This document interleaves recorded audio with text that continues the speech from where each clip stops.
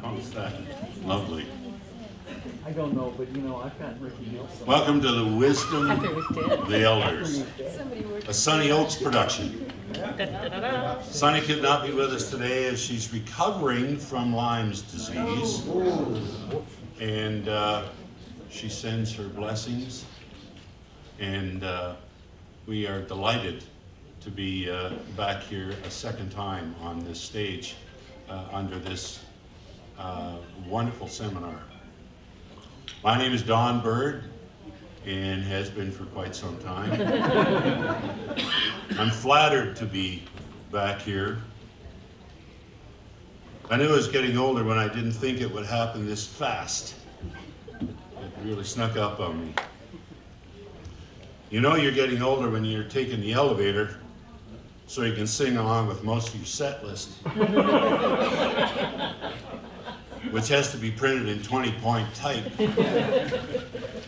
Speaking of printing type, my co-host, formerly with the Boston Globe, has been described as one of the best folk writers in America by fellow New Englander Dar Williams. And none other than Pete Seeger has been quoted, "For the past 25 years, Scott is one of the best in the business." Scott's most recent work was witnessed the other night when we were over at the Foley Theater, and Scott wrote and produced that whole thing and did the voice work on it, which was great. And yeah, well done. It's just a film. Just a film? Yeah, just a film. I just wrote It was a great film. Scott will be interviewing Holly Meir, but first, Hans Theessink has been described as Europe's John Hammond. Raised in the Netherlands, this man has been categorized as born to the bones blues brilliance. I love that alliteration. Did you write that? No. I might yet. Ladies and gentlemen, please welcome to the Folk Alliance International, Hans Theessink. He's the real deal. Performing over 7,500 concerts across the planet, released 30 albums over the past 50 years. Welcome. Welcome. Great to be here, thank you. Let's go back to the early days in Holland, home of the blues. Who were you listening to in those days? I was listening to anything acoustic at the time, Pete Seeger, John Baez, Donovan, you know, these kind of people, and we had like a weight of skiffle music, and my first band, my first group starting in 1964 was a skiffle group. Oh, Yeah. and what were you playing? I was playing guitar and banjo, and mandolin and trombone. All at the same time, that's quite a unique. Now, access to records, how are you getting a hold of records to learn a lot of the cover tunes that you did? Well, it's just stuff we heard on the radio or friends. It was pretty obscure. It's hard to get hold of stuff. And I remember listening to Radio Luxembourg back in Holland, and this is also where I heard my first blues record ever, which was Big Bill Brunsey. Right. Yeah, and I was sort of sold on the spot when I heard that music, and I thought I have to search this out. But it was really hard because there's no records around, and there's nobody playing this kind of music, and so we were on our own, or I was on my own, and just had to search it out. What kind of places were you playing in those days? I was just playing at home in the bedroom. Part of the 7,500 concerts? Well, it sort of started, you know, I started playing, and then little clubs started inviting me, and all of a sudden I found out that you actually could make some money playing music, so I thought this is a good idea, so I sort of went from there. But they were only like small functions, small clubs in the neighborhood. Were there U.S. blues acts starting to tour through Europe that you could open up for? I never really did that. In later years, I opened up for lots of people, but not in those days. They were not really coming to Holland. I remember my first live concert was part of the American Folk Blues festival that was put up by a German agency called Lippmann and Rau, and they had concerts all over the place. And sometimes they would go to Holland, and I saw Sonny, Terry, and Brownie McGee there for the first time, and I also heard them on Radio Luxembourg, and I was very interested in seeing how they played, because I hadn't a clue. I wanted to learn this style, but I didn't know how to do it. So I had a seat right in the front row and watched Brownie's playing, and I saw he used the thumb and two fingers, and that was a big piece of information that kept me going for about 4 years. Were they talking to each other in those days? Oh yes, they were on. It was still before the big fallout. Yeah. So the first time you heard Bo Diddley, I'm sure that must have, Chuck Berry and people like that. How did that affect you?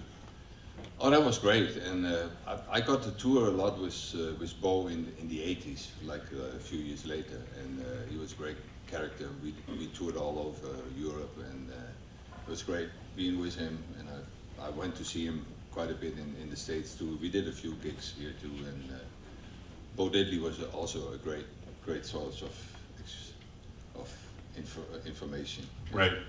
Then along came Ry Cooder.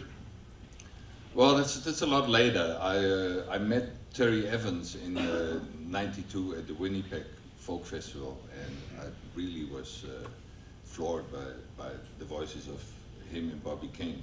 And I invited them to sing on an album I was recording in '92, which was it's called Call Me, and through Terry Evans, who became a very close friend. Unfortunately, he died a couple of weeks ago, and Very sorry about that. yeah, and it's a big blow.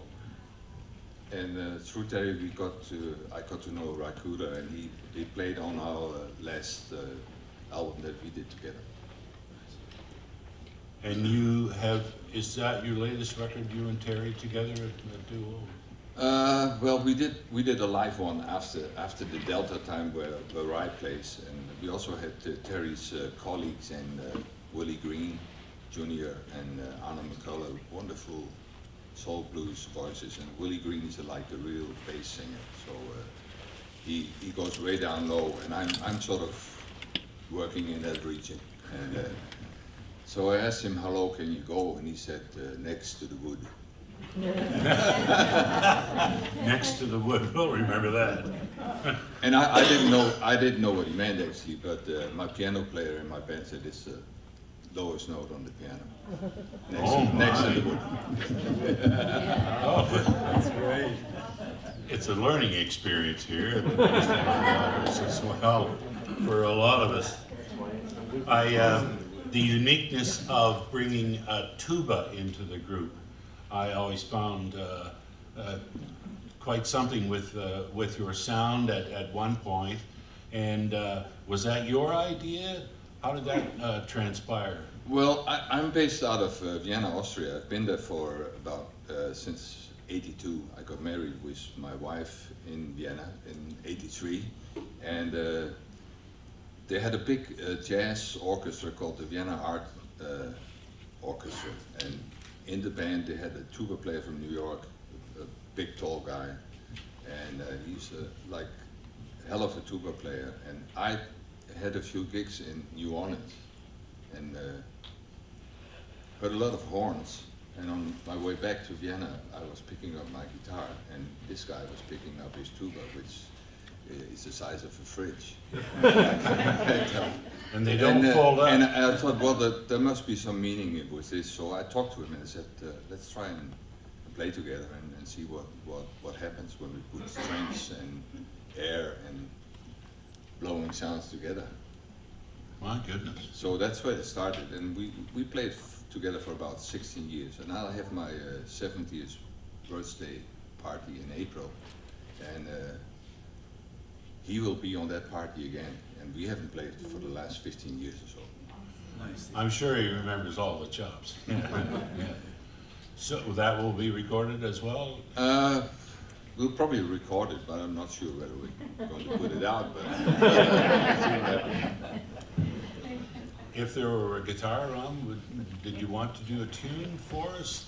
A little taste of what you're doing? I know we're going to sing our way out of this wonderfulness here. It's totally up to you. Well, I might do a song that came about like the Big Bill inspiration. He was the first man I heard, and my That's first. a good-looking guitar tech you got there. Thanks, Tom.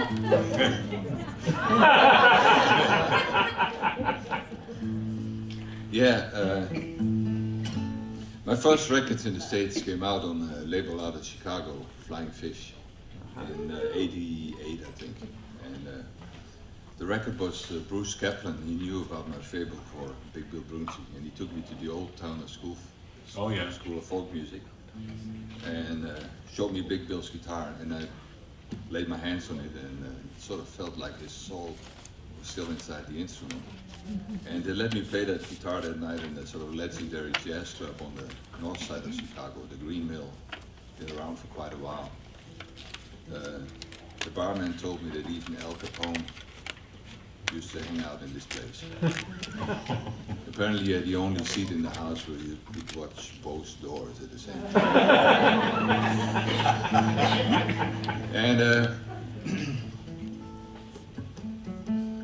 And I wrote this song on my way over to Chicago to the funeral of Bruce Kaplan, who died far too young. And this song came out of it. It's called Big Bill's Guitar.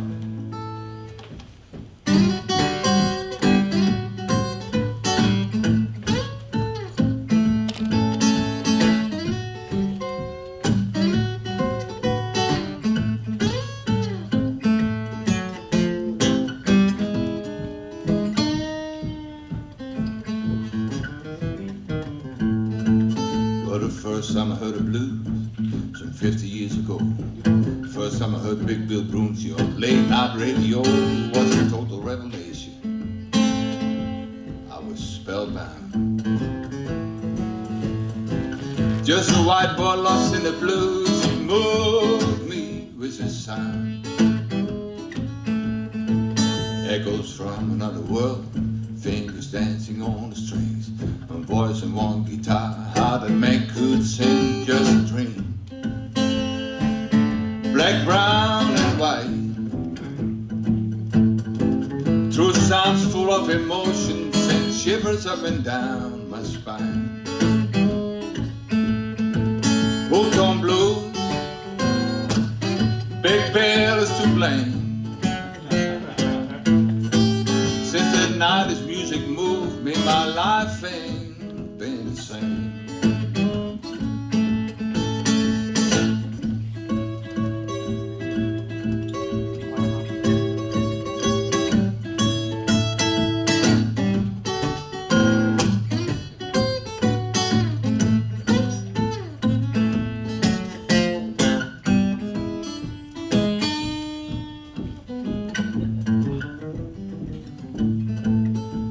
Flying across the ocean, bury a friend of mine.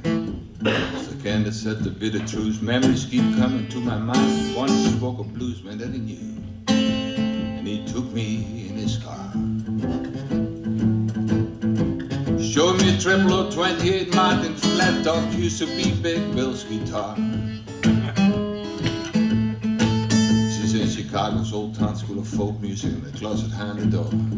Since Big Bill's then and gone, she don't raise her voice no more. I felt a strange sensation when I first touched those strings.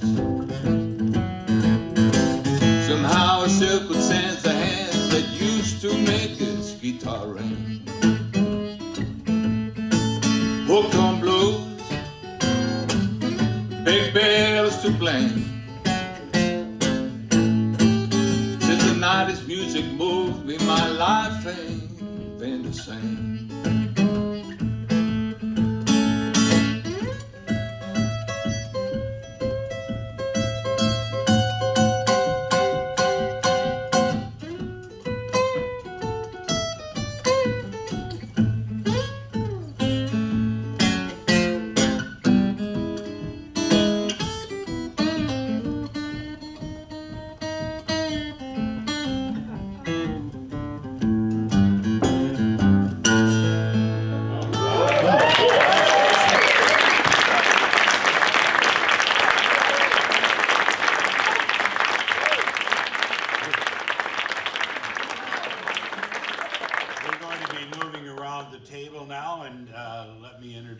A man that I have met for the first time, and I feel humbled to be on the same stage with you, sir. And Scott, take over, please. Thank you. Well, as my old bartender used to say, don't call me sir, I work for a living. But from that, thank you very much for those words. And I'm honored to be on this stage too, and honored to be able to speak with Holly about the enormous legacy that she's left for all of us. I wrote, this will sound a little flowery because I wrote it out, but I've learned from sad experience, and those who know me will attest to this, that when I ad lib, it takes a lot longer. That was a very knowing laugh, I guess. Holly Near has been one of the left's most important, prolific, and constant musical voices since the 1960s. Passing up real opportunities for stardom as an actress and pop singer to remain true to us and to the best values of our music. In the early 70s, she was a pioneering founder of the women's music movement, which is just too forgotten these days, which created what I like to call a complete ecosystem for independent music, particularly for feminist and lesbian musicians to sing their lives as they really lived them, and proving to all of us that in the wake of the commercial revival, that a viable space can be created outside of the commercial mainstream, fueled entirely by the muscle of those who love it, and we're experiencing that every minute that we're here at the Folk Alliance. Holly and women's music stars like Chris Williamson, Farron, and Marky Adams were packing major concert halls all over the country at a time that was thought impossible without mainstream backing. And Holly's Redwood Records and Meg Christian's Olivia Records sold millions of records at a time when that was not considered possible for an independent label that didn't have any connection to the major label industry. So Holly helped teach a sustaining lesson to all of the folk world at a time that we really needed to learn that lesson because we didn't have the commercial industry backing us anymore. That we are strong enough to do this ourselves, and that we never have to make the choice between singing our truth and having a career. So before we start, for all of that, Holly Near, thank you.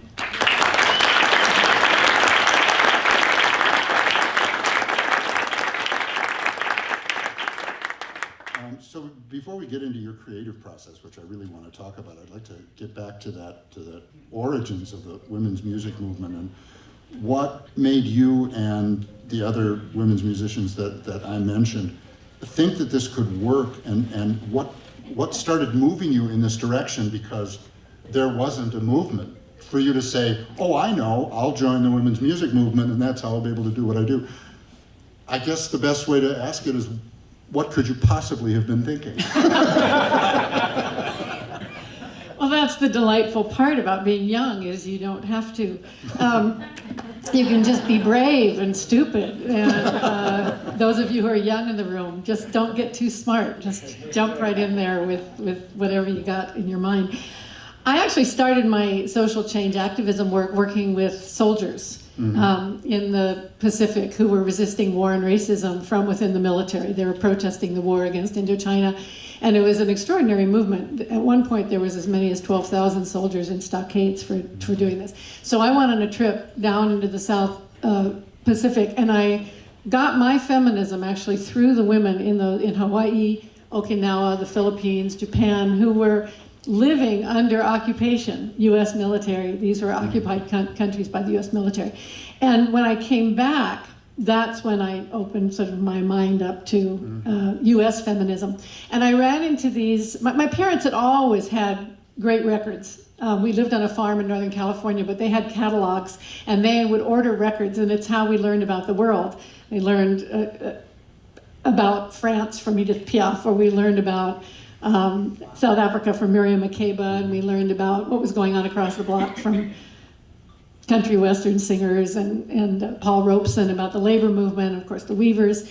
And so I met these women down in Los Angeles who were writing feminist songs and lesbian feminist songs in the privacy of homes because it was too dangerous to do it.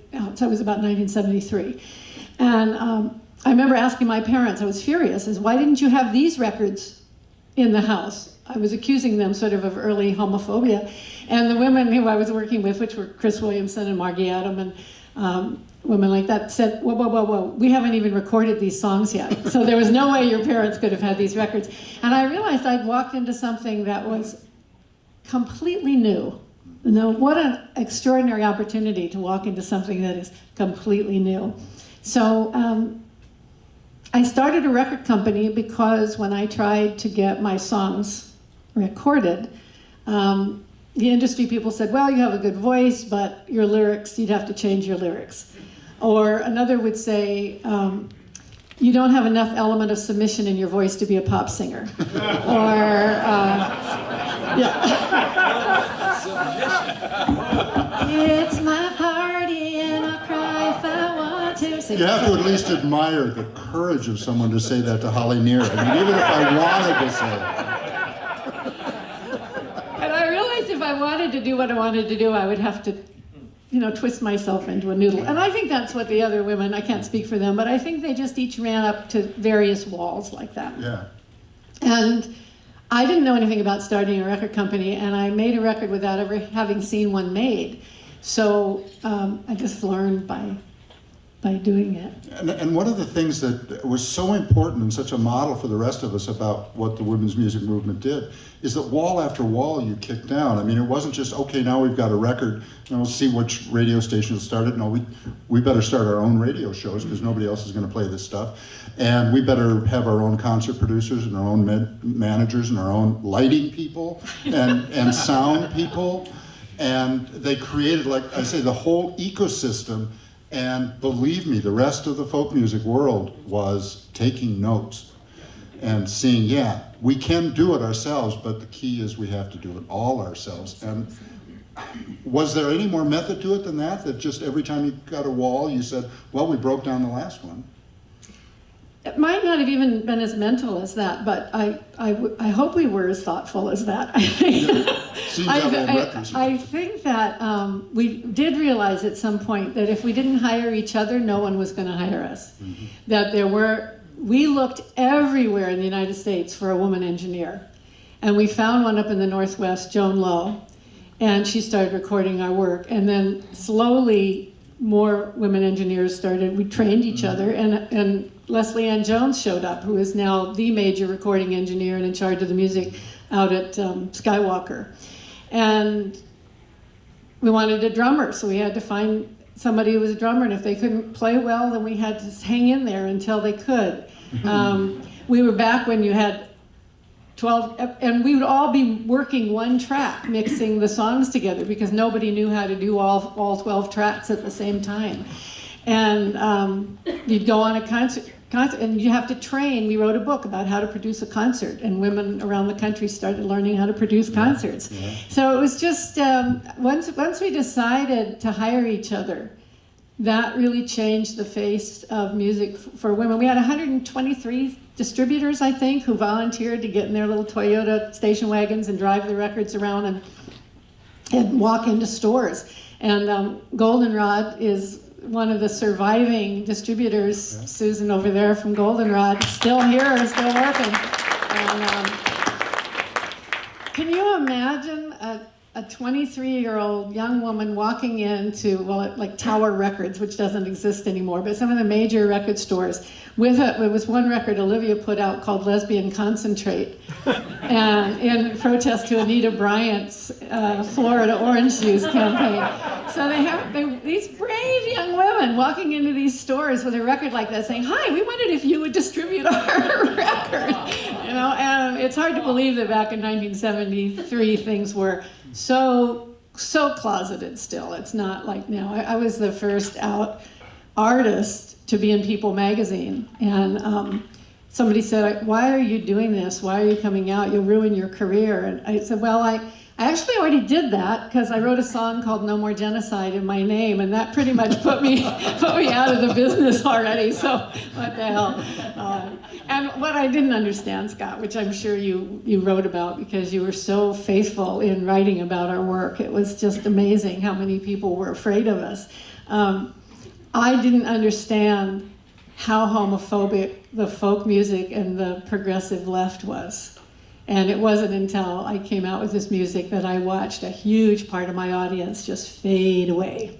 And it really stunned me. And of course now consciousness raising and all of this work has taken place, and that's not so true, but both sexism and racism and homophobia were so much a part of the folk music community. And I've been looking around this festival. It's not there yet, but it's so much better than it was when we first started. So congratulations to all of you for working on that.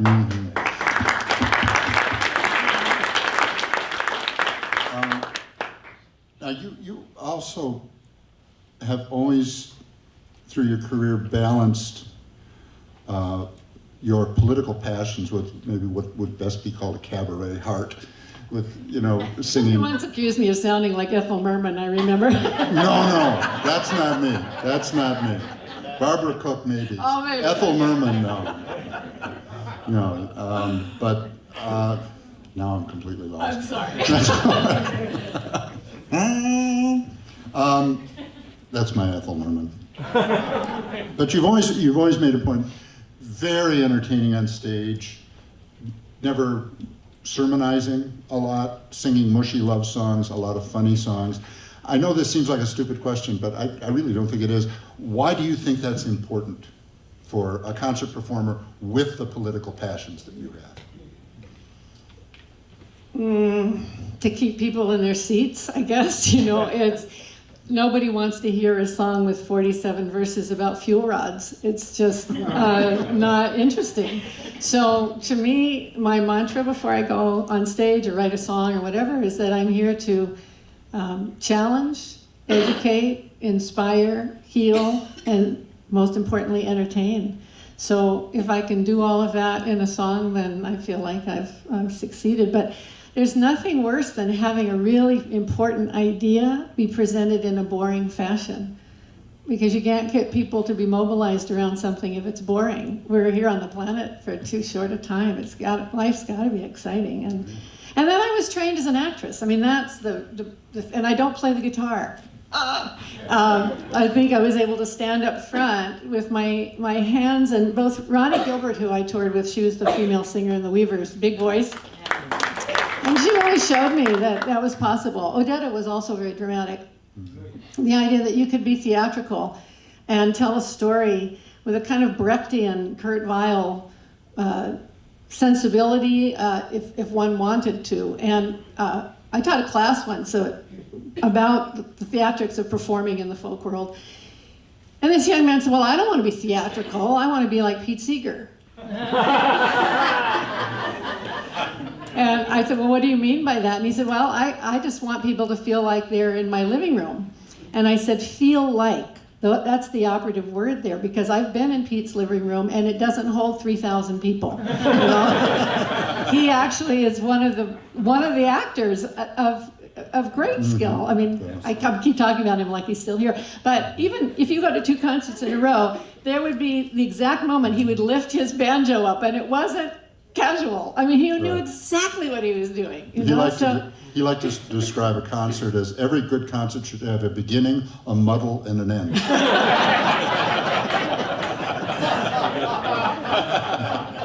So, have your creative juices changed as you've become an elder? Oh, an elder, isn't that lovely? It's a flower. It is. It's an elderberry. How do they change? No, I've just gotten better. I mean, I've just gotten better. And, my voice has gotten woodier.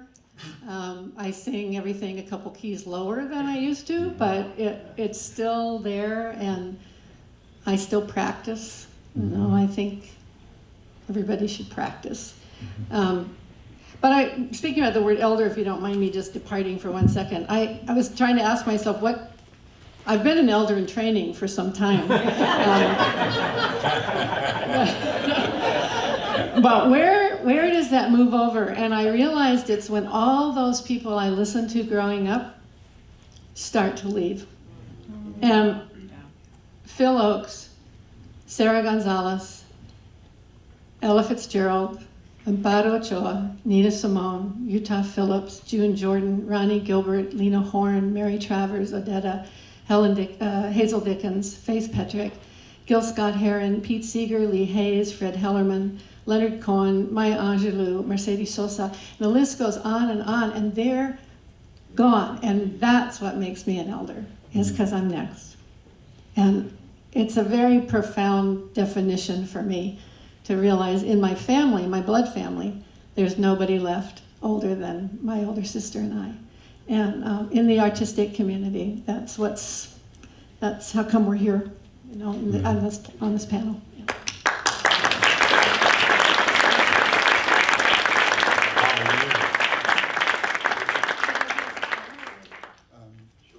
Appearing in the role of Tommy Sands this afternoon. Oh, I'm sorry. If there's time, is there time? There's time? Absolutely. Okay, I'll do a song. I was going to do a chestnut, but you know how writers are, they want to do their new stuff, so. My house is underwater, the circuits are all blown. I have no electricity, I cannot charge my phone. I've run out of medicine, I have no gas for my car. And then you tell me to apply for help on your website. Apply for help on your website. Are you kidding me? Oh, are you kidding me? Oh, you've got to be kidding me. Or are you just losing your mind? We can't get clean water, can't get fresh food to eat, can't drive to the school or the marketplace, destruction all over the street. You say go stay with a relative until we have it all fixed. And then you tell me to apply for help on your website. Apply for help on your website. Are you kidding me? Oh, are you kidding me? Oh, you've got to be kidding me. Or are you just losing your mind? Should I sound the alarm? I can't sell the farm. Have none of you ever lived in the real world? Do you know how it feels when you reach for my hand and say, you understand? Mr. President, are you kidding me? Oh, are you kidding me? Oh, you've got to be kidding me. Or are you just losing your mind? My house is underwater.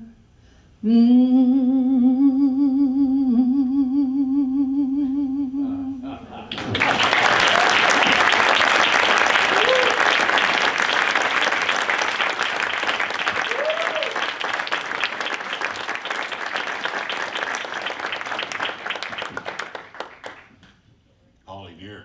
Yeah. Elder. I almost said this before, but it was so funny in my mind. A lot of things are. And I thought, Appearing in the role of Tommy Sands this afternoon will be Tommy Chapin.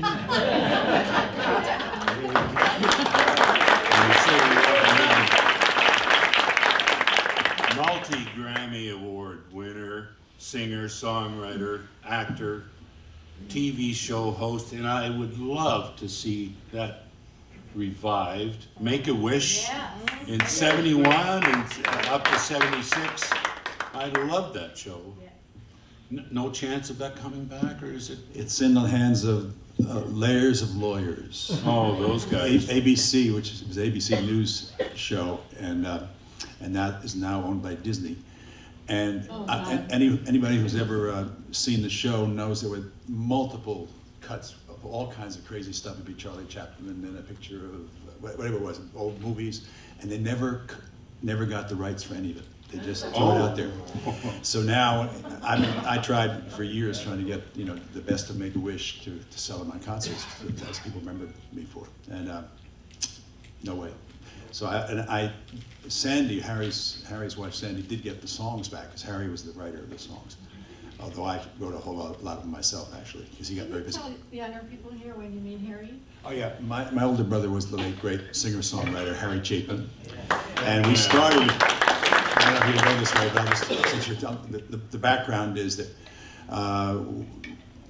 Harry, Tom, and Steve Chapin heard a recording when I was 12, Harry was 14, and Steve was 11, called The Weavers at Carnegie Hall. And it changed our world. At that point, I had already been a choir boy in Brooklyn Heights. We lived in the center of folk music in America, Brooklyn, New York. If you'd called me, 3 brothers and a woman, we could have been We could have Weavers. Oh man, that's right.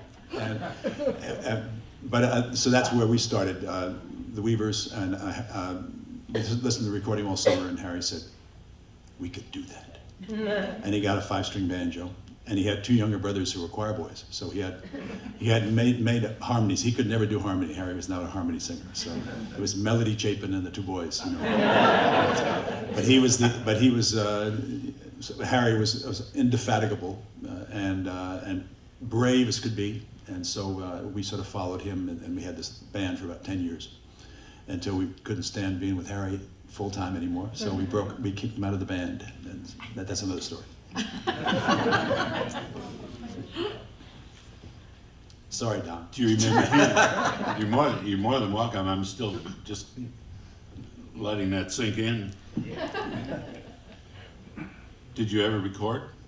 We recorded one record called Chapin Music, and the drummer was our dad, Jim Chapin. Yesterday I walked over to the Union Station right here just to take a walk.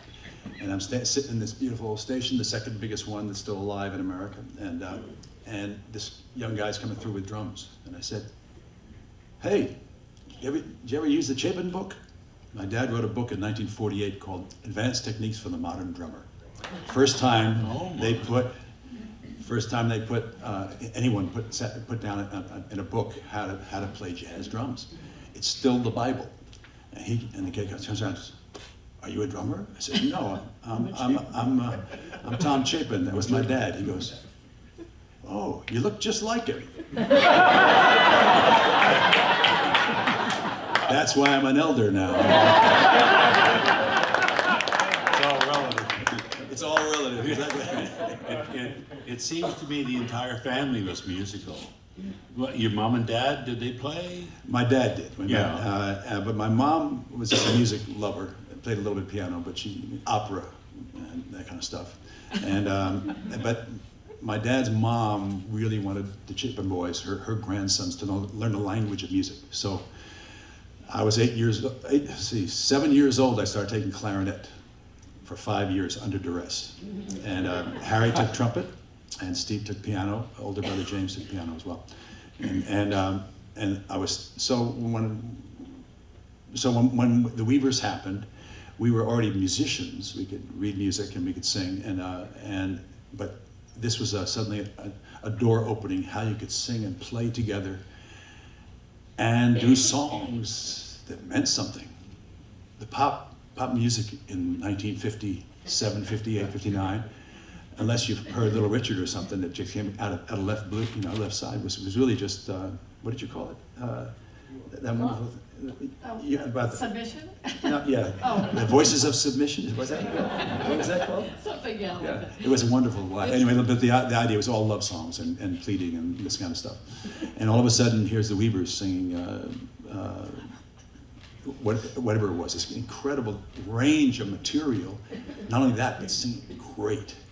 I remember, I'm talking with Tom Paxton, that opening banjo lick. And all of a sudden you're off and into this world that was like, what is this? What? And so, end of the summer, we listened all summer long. Harry says, let's do that. And we did. And here I am. That was 60 years ago. Oh my. So here we are. Elder.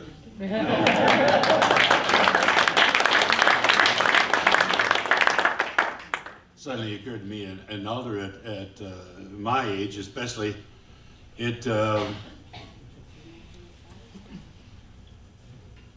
groupies, all you want from them these days is the foot massage and the back rub. Things have changed. You've been referring to your brother Harry. Can you take us back to that time period when he left us? Well, Harry was on the fast track. He had major hit records, which is astonishing. In fact, a Taxi was ever on the radio, 7 minutes, 18 seconds. And I'm sorry that Jack Holtzman didn't make it, because he was responsible really for that. Harry, let's see, it's so much talk about that.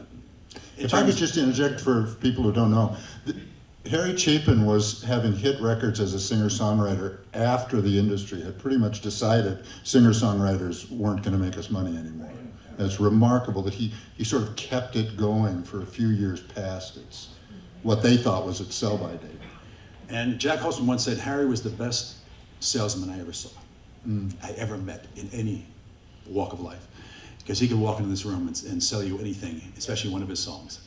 And so there was big, 1971, Harry got back into music.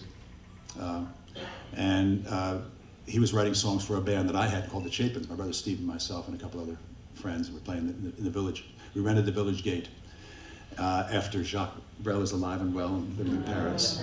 And Art de Lugoff gave us the Village Gate for $400 a week for 4 nights, Thursday, Friday, Saturday, Sunday. We hoped that a bus of tourists would show up, and our wives and girlfriends ran the door. And we were the lead act. I mean, and Rock Magazine had given us a review saying, the best band we've seen this year. So we made a flag. The Chapins, the best band I've seen this year. And our opening act was Harry, the first week. And he died as he's doing these long, involved songs. And he died. And instead of just saying, I died, he says, how can I do this? So he hired a cello player, because he'd heard Sweet Baby James, that album, there was a cello on there. And he got a bass player, Big John Wallace, who had been a choir boy with us, and a fingerstyle guitarist. And for 2 weeks, he took those songs and he worked and worked and worked with them at my mom's house with Steve and I there as well, and invented Harry Chapin. And 2 weeks later, he came back and it was like a revelation. He'd open the thing with ding, ding, ding, ding, ding, ding, ding, ding, ding, ding, ding, and the lights come up. It was raining hard in Frisco, and it was dramatic and interesting. And then we'd follow him and do okay. And by the end of the summer, people were coming to see Harry. And got a great review by Robert Shelton in the Times, which all of a sudden, so Clive Davis and Jack Holtzman had a bidding war for Harry. We could do this whole thing about Harry, but this is the last little thing about Harry, then let's move on. But, and Harry agreed that he was going to be on Columbia with Clive Davis. The next morning, he's knocking on his door. Jack Holtzman had flown from California, 6:30 in the morning, he's standing at the doorway and said, Harry, I'm not leaving until I sign you. And Harry said, well, come on in. And so he offers him free recording. I'll produce it myself. Jack Holtzman, he hadn't produced in years since he produced the early Judy Collins records and much of his early records. And I won't release a record the month before, the month of, the month after. All you for 3 months. And we're gonna put out Taxi. Harry says, okay. Years later, I had a manager who wanted me to sing for Clive Davis. And I went and sang for Clive Davis, and it was not, I'm singing songs, and then he plays me Mandy from, and he says, why don't you write more like that? Okay. So, a little bit more element of submission. So thank you very much, goodbye, and on the way out, I'm about to leave the door, he says, by the way, your brother fucked me. I had him signed. That was why he had the scene. That was the record business, folks. It was good. Anyway, so when he died, he was running hard, and he was working not only the music, but the hunger issue as well. So he did half his concerts for the other guy.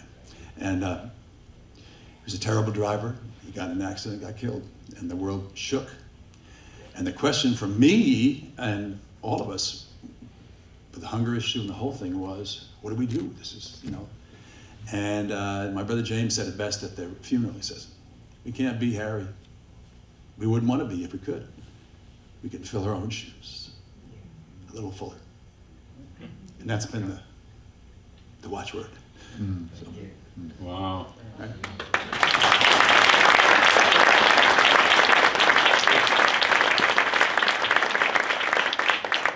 I get a sense that the entire Chapin family is very musical. You toured, you do concerts together. Yeah. The family, how many is involved in a typical show, a Chapin show? Well, we do many different things. I have singing daughters now, Abigail and Lily, the Chapin sisters. Harry's daughter Jen is a marvelous writer and singer, and who is taking a little bit of leave absence because he has a 12-year-old and a 9-year-old, and a husband who is a great jazz musician who's on the road a lot. So she's gone back to teaching a little bit, but she plays as well. My brother Steve, of course, still plays, and I have a band. You do whatever you can do. Here I'm playing solo, and I do that a lot. If I have a choice, I'll get my two band members, Michael Mark and John Colbert, to sing with me. If I have the real choice, I'll get my daughters too. And we do the Chapin family shows. We're doing one at the Cape Wolf Festival this year. They've actually going to bring the troupe out and call it, it's a Harry Chapin, a celebration in song. And we do about half the songs are the big hits, and the other stuff is stuff that are our songs that apply to the family sense. So I feel blessed by the fact that we had a chance to sing together. And you watch my daughters, and I fell. So did you do 30,000 pounds of bananas? They gave that to me, yeah.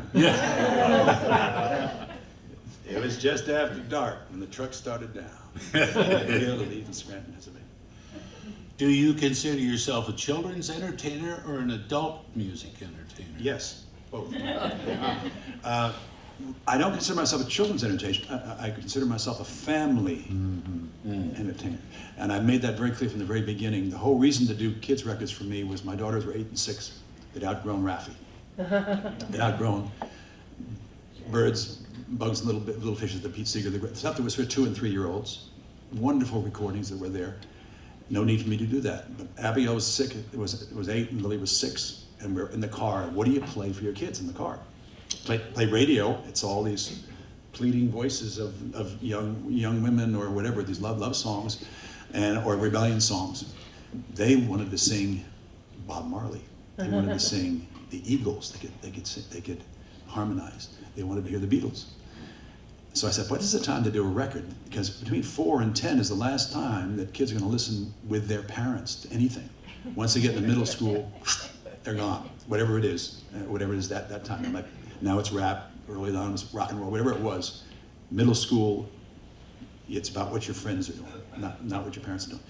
So I said, let's try to write a record that's kid-friendly and adult-safe.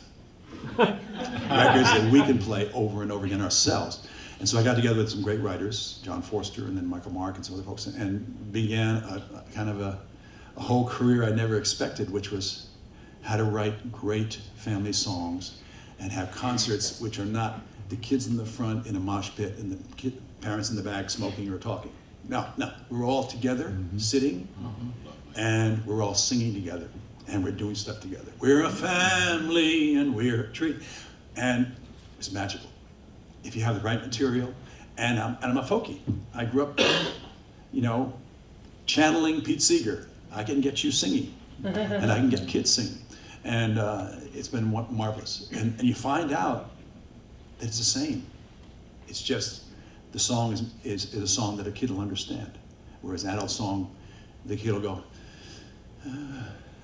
God. So you have to have something that will open up right away for the kids and follow that. It's got to be clear. It doesn't have to be stupid. It's got to be clear. Yeah, and if I could just, another one of the people who really paved the way for that, and folk music really, I think, very much led the way of this idea of moving beyond there being children's music and adult music to genuine family entertainment and family music. One of the people I think who really paved the way for it is right here today, Tom Paxton.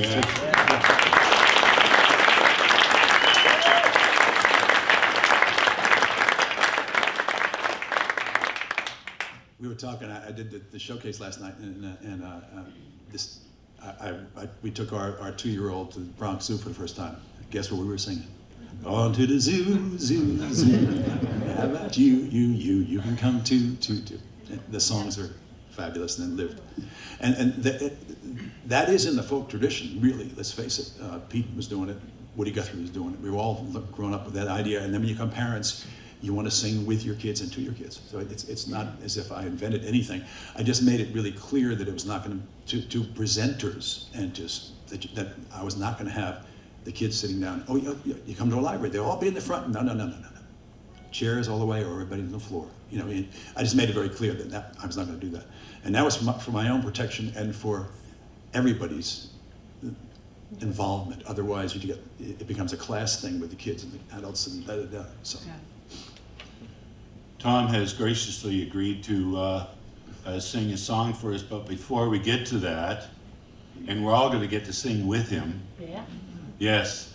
Before we get to that, you're very involved with some charities that I would like to touch base, and I know Holly is as well, and probably Hans. Do you want to? Sure. You're a folk singer. Somehow it comes with a territory. I live in the Hudson Valley. Guess who is omnipresent, and it was omnipresent in the Hudson Valley, and I feel so blessed that I got a chance. I heard Pete Seeger at 12. I met him at a funeral when I was 19 of one of my dearest uncles, and of course he sang Turn, Turn, Turn. It was like the first time I heard him, he picks up the 12 string, to everything, turn in the middle, it's a perfect person, perfect song. And you learn that, and my brother Harry and all of us, it comes with the territory. You're talking about and singing about important things. And you find that there is a certain bully pulpit. It's not huge, but it is powerful. When you do you can raise money and you can raise consciousness. And Harry got very involved in the hunger issue, started an organization called Why Hunger, back then called World Hunger Year. And it's now in its 43rd year. Harry's been gone 37 years. So he started it, and they still use his name and Harry Chapin. But the fact is many people work really very hard on this. I'm the longest running board member, and that's because I was Harry's benefit man for his last 5 years. He's doing benefits for Why Hunger, and he didn't want to do them alone. He called me up, so I'd go off to Thunder Bay, Ontario, and Sudbury, and we do 5 shows in 2 days, and singing Harry's stuff, and I'd be playing with him, and it was great. And I'm thrilled that I had that time with him at the end. But in the course of that, this obtuse younger brother learned something about the hunger issue, which is there's enough food to feed us all. Mm-hmm. Worldwide, in America, 10, 12 times over. It's really about who is calling the shots. And so, interested in this, Why Hunger, is a wonderful website and ongoing work. They're doing great work, better now than ever. It's about now who is growing food, what kind of food. It's really changed. But Harry called me up and said, you know, why Hunger, man? We need a board. You want to be on it? And I said, I don't know, do I? He said, yes, you do. I said, okay. And I still am, and it's the proudest thing, one of the proudest things I do. But it's not, the point is that there's not just that. Part of what being a citizen is making noise and standing up for stuff. And people up here, this person here is, you know, Tom Paxton, I mean, anybody who, in this world, you end up doing this kind of stuff. And it's the proudest stuff you do, you know? It's not just me, it's not just you, it's we.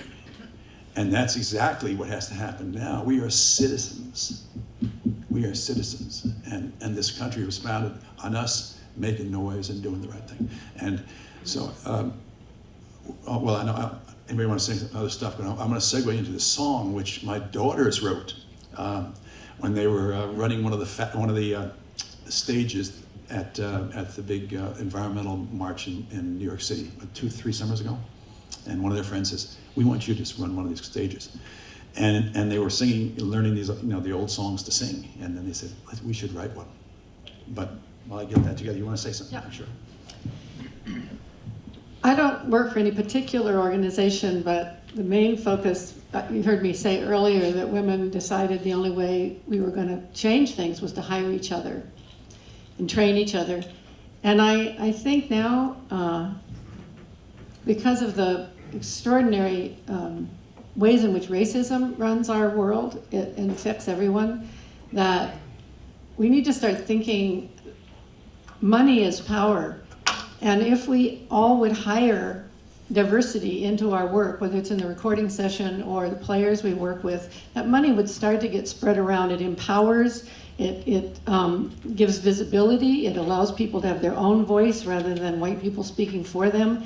And I have for last 20 or 30 years made that really part of the work in the same way of hiring women.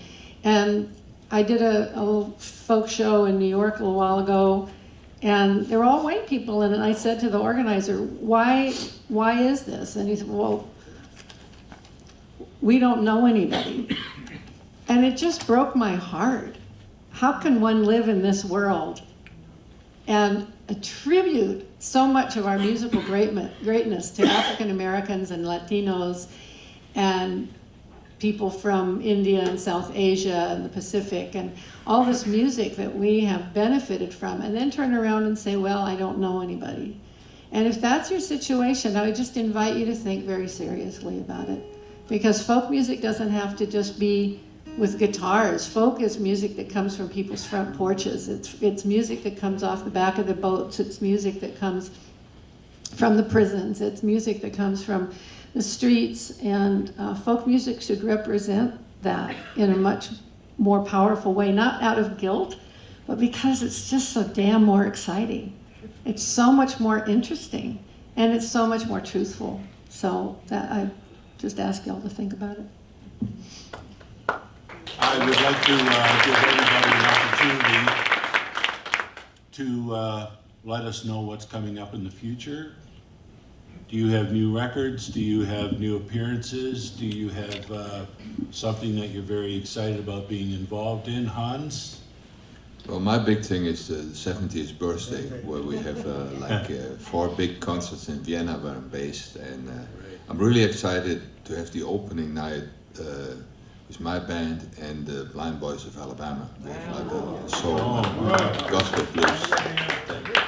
So if you're ready to travel a bit, you could all come to Vienna. We can use some good audience singers here. Oh, I'm writing a book. There's a documentary film being made about my work by Jim Brown, the filmmaker who did Wasn't That a Time about the Weavers. And I'm working on a new CD, so. Oh, good. Yeah. I have a new CD. We did a live CD of in my hometown, a little club called The Turning Point, which I thought was I always thought was a wonderful metaphor. So we decided to do it with my band. This is the 30th year of my band playing together, 60th year of me playing guitar. And I decided, I got 25 CDs, and I decided that we do the songs that we didn't do right the first time. It's my greatest non-hits. You know, as songwriters, you write a song and then a month later you're in the studio and you sing it, and then you listen to it 2 years later and go, that's pretty stiff. You know? And so I thought we'd take some of those songs that I've been singing since then and hadn't had a chance to re-record and do them live. And of course, it was Christmas time, 27th, 28th of December, so not only Abigail and Lily were in town, but so was Jessica, my stepdaughter. And so we had a lot of them singing on it as well, and audiences. So it's gonna be called The Turning Point, or At the Turning Point. It'll come out this spring sometime. But let's talk about this song for a minute. It goes, we turn this on. It's on? Can you hear it out there? Yeah. This is a song that Abigail and Lily wrote.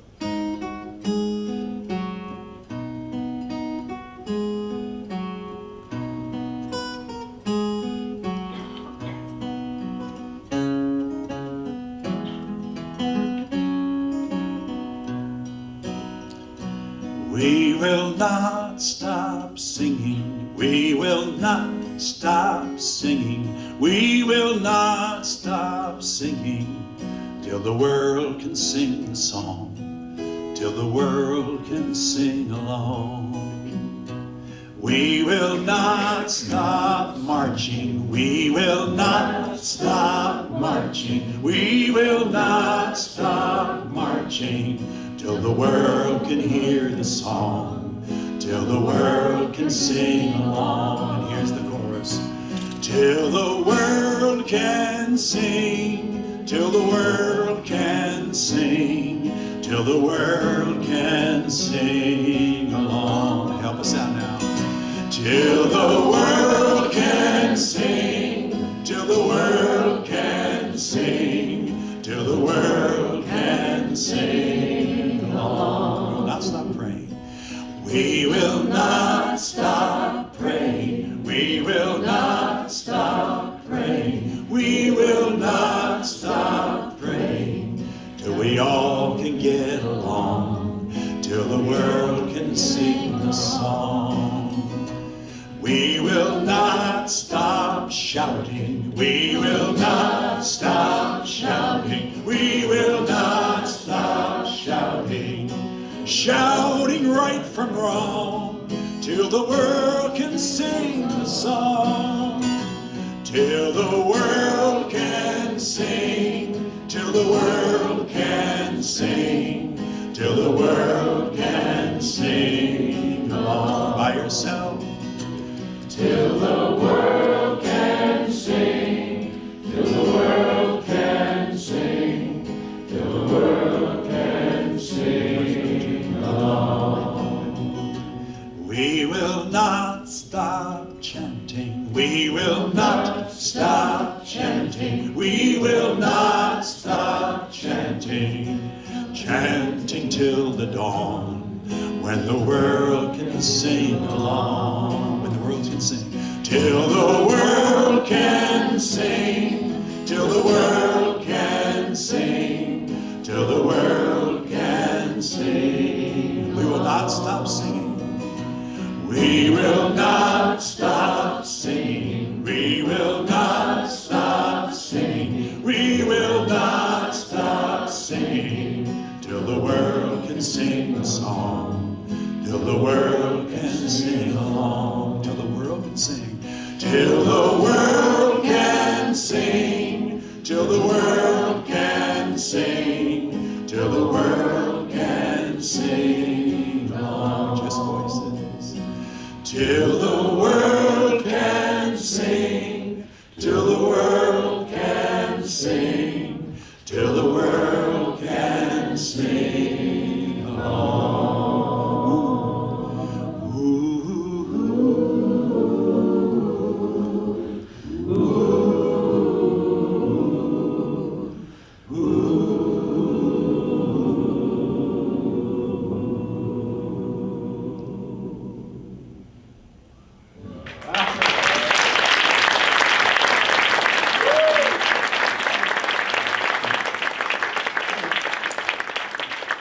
There was a question that Holly, that's a great song, that Holly asked to be asked about.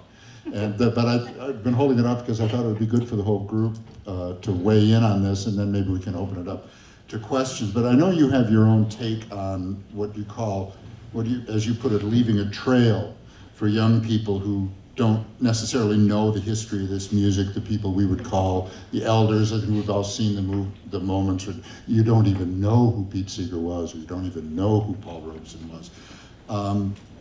And how we should, as elders, act toward those people who don't know this history, which, after all, for almost all of our history has been a very underground story, a very sort of secret story that we were all told in different ways, and actually probably the same way by Pete. But he's not around anymore. So how do you feel about it, and the criticisms that sometimes come to young people for not knowing the things that we know? I was on an airplane and I heard this woman say, well, you know, Pete Seeger, and a 14-year-old boy was there, and he said, well, no. And she said, what? How do you not know? And just shamed the kid.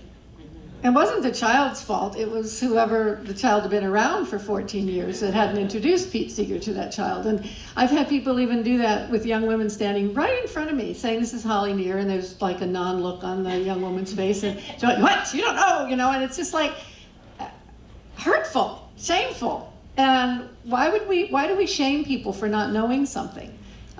Instead, we want to invite them into that knowledge in a really exciting and then what happened kind of a way, you know. So I just would encourage us all not to brutalize young people for not knowing who we are. First of all, it's just extraordinarily arrogant. And second of all, when we were 14, we might not have known all the people we now look back at. We will be discovered in time if we leave the proper trail. Do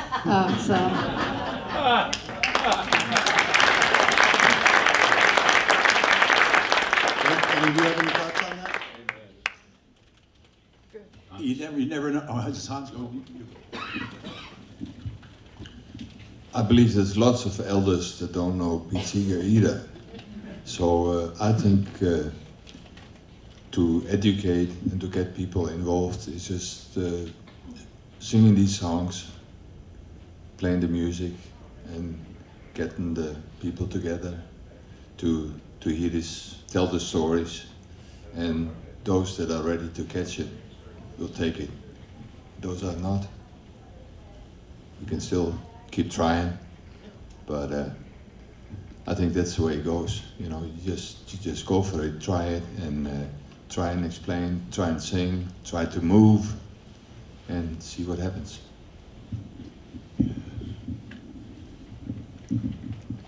As I've gotten to be an elder, and just in my life, the amazing thing to me is how magical what this is. How magical doing what I do, what we do is. How rare in the world to have a room full of people all in the same place, all listening to the same thing. I had to give a speech to the California Kindergarten Association. And they would pay me a lot of money to come out and talk to them. I said, great. And then 2 weeks out, I go, what am I going to say? And I talked to some wonderful people. One was a speech therapist who said, tell them a song is a container. I said, what? She said, a song is a container. When it's happening, everyone within earshot who's listening is in the same place.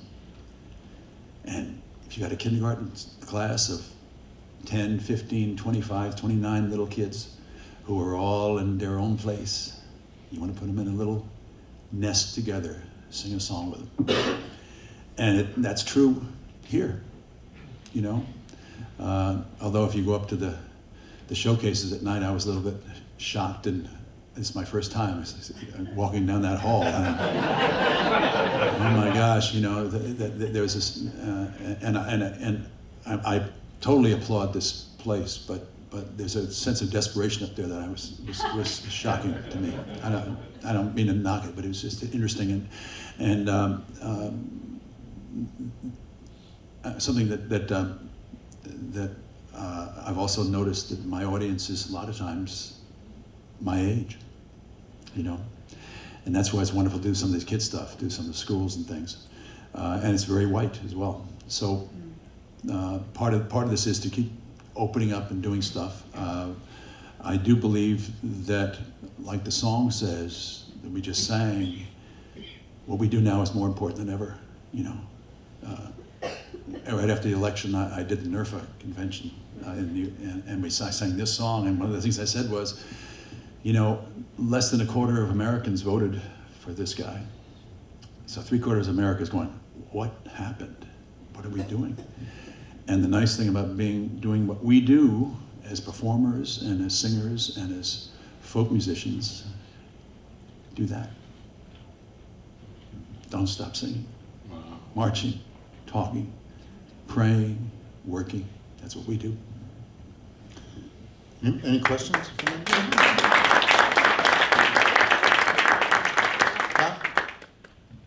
I applaud all 5 of you for not only the wisdom of the elders, but the continuation of it. And you were talking about having courage, Holly, in moving forward and things, and I was thinking about what you just said about not knowing who Pete Seeger was. A couple of years ago, I found myself outside Cognac, France, with Guy Davis, and we were there for a week doing a residency, and at the end of the week happened to be Pete Seeger's birthday.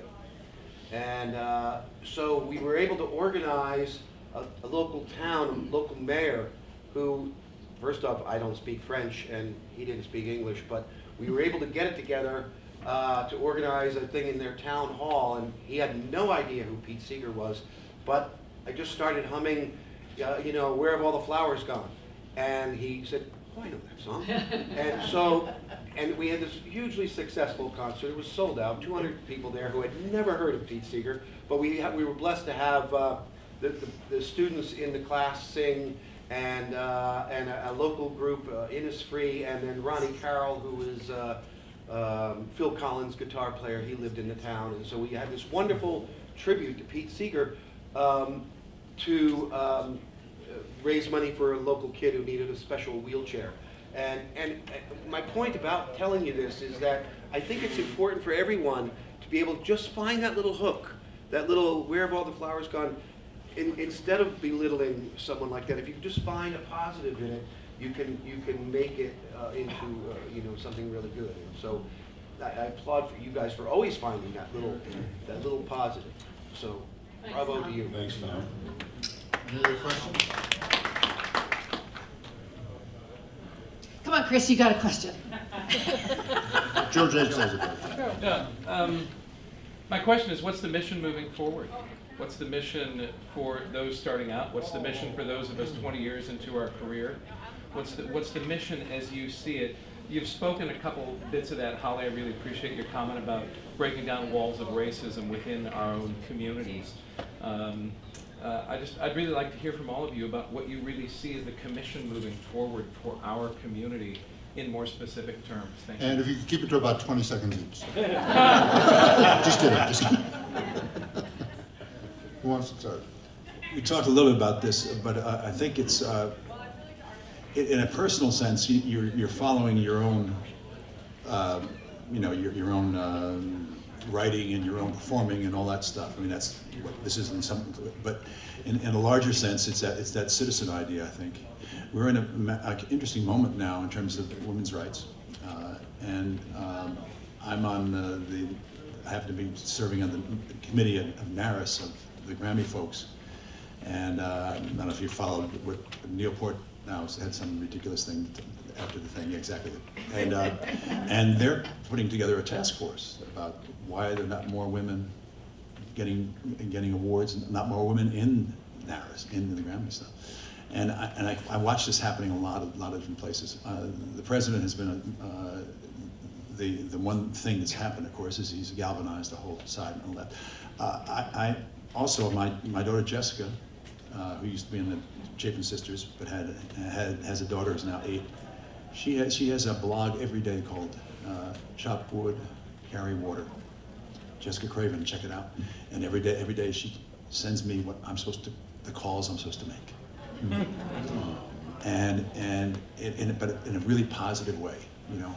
And every day I go, Jessica, cool, you know, and work toward what we need, what we want to see.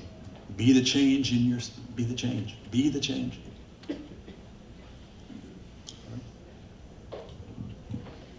Yeah, I think there's lots of individual ways to go about it, and it's just of getting your power, that whatever you have in you, and put it into the community. And I think there's 5,000 ways to do it. So I couldn't really give advice, do this or do that, but you'll feel it, you'll know it. Fill your own shoes a little fuller. I think one of the things we can all do right now is stop being so depressed. It's really hard to do good work when one is depressed. I think that if you stop watching the news and using the T word over and over and over again, it reinforces despair instead of incites rebellion and activity and positiveness and creativity. So that people, I think if they took the number of hours they spend complaining about what the Trump administration is doing and actually went out and held the space for social change. We've come so far in the last 100 years in this country, and it would be really a shame if in 4 years that all slipped back, which could happen. So I just feel like right now, it's just hold it where we are. Honor and acknowledge it and keep it right where we are, because this too shall pass. But also not to spend so much time complaining, because especially if we come from white middle class backgrounds, there have been people who have been under fire in this country for decades and for centuries. And if they hear a bunch of white people complaining and whining, they want to go, are you kidding me? Oh, you know. So it's like we need to get up to speed and become part of the world of people who have been abused for a really long time and dig our feet in and get tough and don't be so wimpy and don't be so fragile and find whatever, maybe it's Meals on Wheels, maybe it's taking care of a grandchild, or maybe it's tying yourself. My mother said when she was on her way off the planet, she said, there must be one more thing I can chain myself to. And we are on this planet, it's the only planet we know of that has life on like that. We get to be here, spinning through space at an unimaginable rate of speed, and wow! You know, so every single generation has had its problems. The plague, you know, the Inquisition. This is ours, you know, this is ours. So get it together. You know, that's the mission.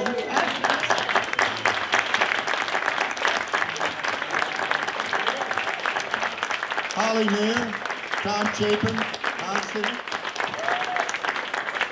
Scott, it's been a treat working with you. Thank you very much. Sonny, get better. Don Burt. Please come and see us in Montreal next year. And thanks to the great sound people, technicians, and Focal Lions.